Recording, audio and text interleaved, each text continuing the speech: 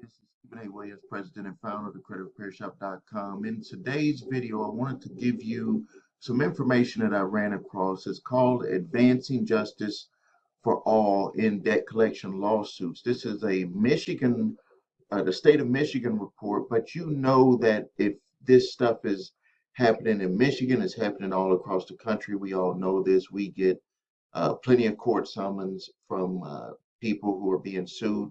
So what they actually did is they found that most of the debt collection lawsuits are targeted at minority neighborhoods and or people with low income, people who are just average working people because they don't have a way of fighting. They're too busy working. They don't know about their rights. And even with people who do have the means to fight, there's still a large amount of them that don't fight and they end up being sued and having judgments placed against them. But what I want to show you here is a flow chart of what they had in this report. So it said here, number one, the initial collection attempt, and then that's by phone or email for people to repay. Then the debt is charged off, and it can either be sold to a debt collector or the original creditor can take the individual to court and try to sue. So the creditor or debt buyer, they're the plaintiff, and they file a complaint, and court issues a summons. So number three here is a notification. Defendants are entitled to know a claim has been filed against them, and then if it's not, so I want you to pay attention to this part right here with number three, because this seems to be where the biggest issue is right now. And I can attest to you that this is where the gray area is and that they need to fix this. So it says right here, the plaintiff is unable to serve defendant.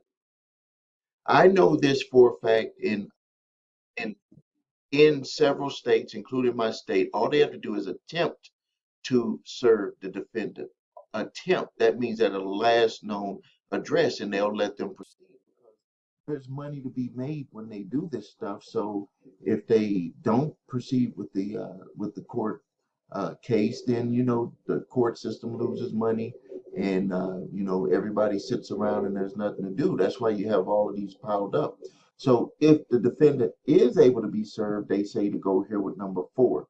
Defendant can respond in two ways: filing a motion to dismiss, outright motion to dismiss, which is not going to normally happen, especially if they file documents, or file an answer. And this is what you should always do, unless you know that this is something that is either past statute of limitations or it's just not a debt that's yours. You file a motion to dismiss then, or you can do that if you choose, but and then be prepared to file an answer. So if you do not respond, so defendant does not respond, and see, it already goes right here. The defendant does not respond, and it goes, where they were saying that they could not serve them. The reason why that happens is because all they have to do is prove that they tried to serve. So the defendant does not respond. A hearing is put into place, and defendant does not attend the hearing. They do a default judgment, and then they do an enforcement. Debt is owed. Court may grant the ability to garnish defendant's wages, bank accounts, or taxes. Now, if you do show up, defendant attends, judgment is not a default, but it is stipulated, and the court enters a judgment based on the evidence of supplement. I'm sorry, settlement terms, and then they allow that to be enforced. But if we go right here, they said number six, a resolution. This is what I tell people all the time. If you go to court, you do your response, you can listen to see how it's going with the judge with the hearing. And even if you do lose, you can go to number six and have a resolution before it goes to a judgment.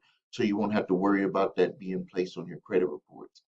Uh, when I read this entire report, they are trying to figure out a way to make the playing field even because, even though they didn't state it clearly in the report, a lot of the default judgments are happening because people just do not understand their rights. And they're saying that they want to make some type of document where people can understand it without having to have an attorney. They did state that 0.05% of the people who went to court had legal representation, But they also stated even when people came with legal representation, it was going to, unless the debt was able to be proven and they had the right type of attorney, that's a debt collection type attorney, they would end up having a settlement put in, and then they ended up having to pay the attorney, and they had to pay the settlement, which, attorneys usually charge 15% on those. But if you do have representation and that attorney does know what they're doing on how to challenge the documents, because that was something else that they talked about, is that most of these cases they don't even have the appropriate documentation to even win the case, but because people don't know what to do, they end up being able to win these cases easily. So I just wanted to get this information out to you. If you need help with your credit or you have a debt collection lawsuit coming at you, the links are below this video where you can get help with your court response. And if you need help with your credit, please visit us at thecreditrepairshop.com. Link is below this video. You can also grab your credit reports and scores because you do need those. And you can go to the number 3scores.com to grab your TransUnion, Equifax, Experian credit reports, and all three scores. Thank you for your time. Please subscribe to my channel. Please post your questions and comments, and make sure that you share this video.